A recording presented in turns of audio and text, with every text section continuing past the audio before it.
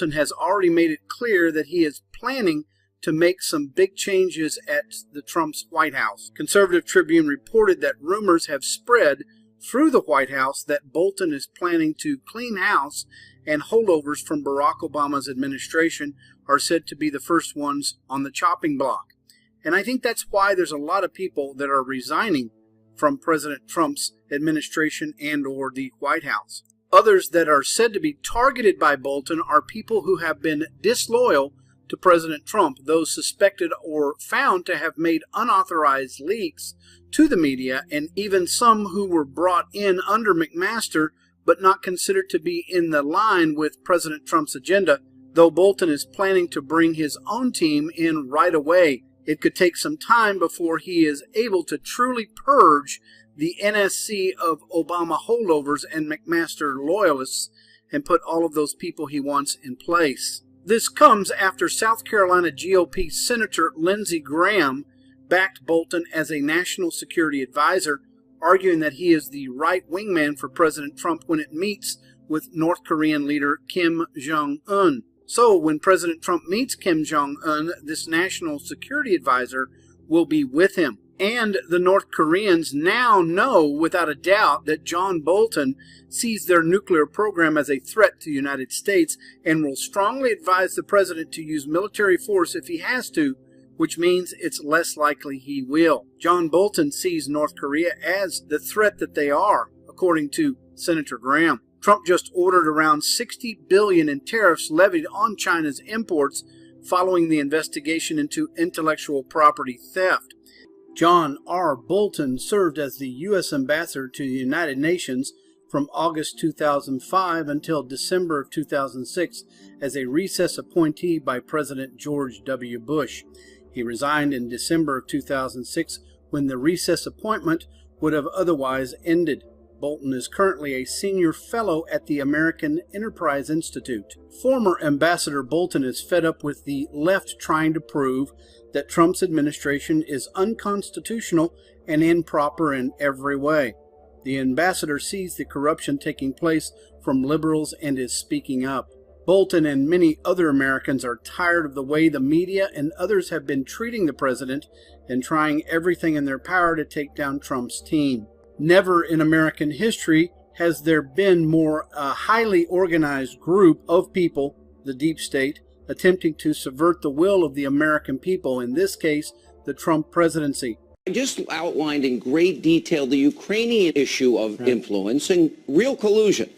Then, of course, you got the British intel dossier. And Comey wanted to pay the guy with false information, and he was paying people for the information. But that's not what we hear about. What do you make of the double standard?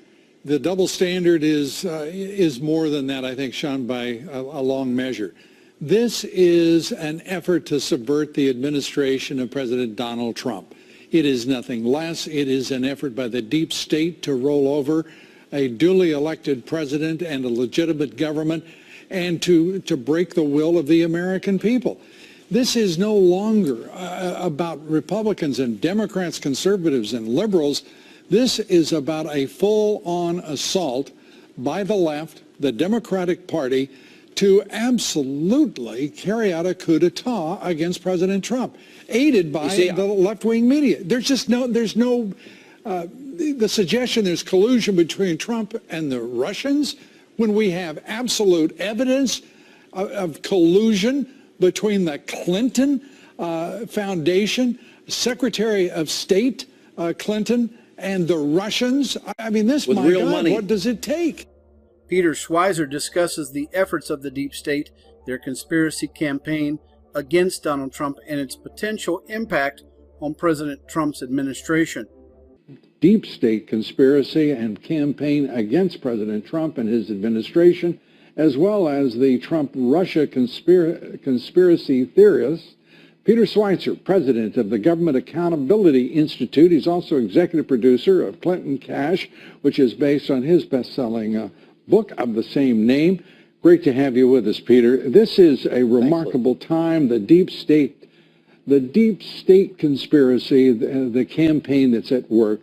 We have never seen in this country anything like what we behold today, as it is clear a highly organized and powerful group of people are trying to subvert the presidency of Mr. Trump. Well, let me tell you, I would recommend everybody go out and get an academic book that was published last year called What Washington Gets Wrong. And it's two scholars from Johns Hopkins University who do a massive survey of senior unelected executives in government, basically the deep state, and asks them a bunch of questions. And as the authors describe, the deep state has contemptuous attitudes towards the average American. They think they are far less educated than they actually are. They think they're far more dependent on government than they are. They're arrogant. They believe, and they say in these surveys, that if the American people want one thing and they think it's wrong, they're going to push something else. There's a massive disconnect, and the deep state is real, and it's a threat to our republic form of government. And we're watching it at work. It is the group of people, at least part of the group of people, that President Trump campaigned against for a year and a half. These are the elitists who hold power, who look down their nose in the most un-American way at their fellow citizens. And by the way, they continue to run a government, an establishment, despite the fact that they have now in the White House a formidable opponent in President Trump. It's staggering, and to see this continue. I mean, for example, today, Peter, Michael Hayden, former head of the CIA and NSA, I love these words, saying that that Trump's illegitimate worldview is a problem, and because it's perpetrated with the left-wing media. Here it is. The left-wing media, and they are playing with it. I think it's an illegitimate worldview, and I think it's a non-fact-based worldview. As he says this, you have to just think, my God, did the man miss an entire 8 years of American presidential history? A worldview that is not supported by reality, the facts. That is a perfect description of the Obama administration, is it not? Yeah. Yeah, and I mean, look, this is a test time for a lot of people in Washington, D.C. who say very eloquently and very smartly year after year that they believe in our representative form of government and they're serving our representative form of government. Well, now somebody has been elected that they don't like, that is antithetical to the way they think things should be done. And now it's the real test. Is their rhetoric actually live up to the reality? And what we are seeing is... Of course it does. I mean, the answer we should provide. Of course it doesn't. Yeah, exactly. And that is a huge problem. And I think there needs to be a lot of soul searching by people in Washington, D.C. As to what their precise attitude is, because this is how representative government works. And the people spoke, and Donald Trump was elected. You don't have to agree with what his policy prescriptions are, but you have to recognize he was selected. He is now the constitutional president of the United States. And if you are in public service, you are in public service. The public does not work for you. You work for the public, and the public made a decision last November. Peter, you and I both know, and I think most Americans know and understand. We can talk about what should be done by the deep state, the permanent government of bureaucracy, the elites who dominate in so many quarters.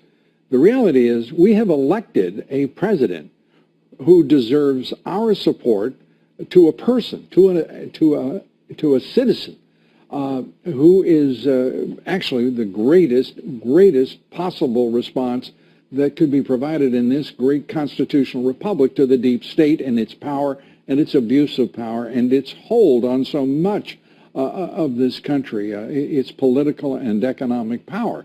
I mean, we don't have to read an academic book. And by the way, I support your recommendation. It is a terrific book. But we don't also have to sit here and gaze at our navel very much here. This is a time to support the President of the United States, is it not? Well, look, I think that people have to support ultimately the Constitution, and the president won. And in a debate or a conflict between unelected government officials who have a very haughty attitude about the American people and an elected president, the decision always needs to go with the elected president. That's a civics 101 question. You I went through agree. a larger chain of causal chain than I normally function at. I usually am somewhat more direct, and that is support President Trump, because against all comers, he is the guy who